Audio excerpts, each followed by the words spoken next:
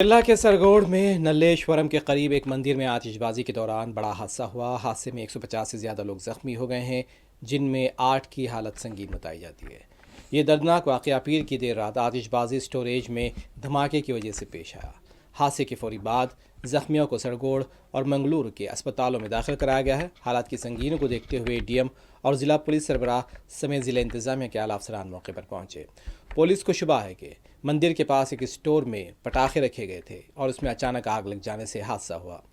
ज़िला मजिस्ट्रेट और ज़िला पुलिस सरबराह की मौजूदगी में राहत बचाव काम देर रात तक जारी रहा। पुलिस ने बताया कि मंदिर में सालाना उत्सव मनाया जा रहा था। प्रोग्राम के लिए आतिशबाजी भी की गई थी और उसे एक स्टोरेज में महफूज रखा गया था। इस दरमियान तकरीबन 12:30 बजे अचानक स्टोरेज में बड़ा धमाका हुआ। वहां एक के बाद एक सभी पटाखे जलने लगे।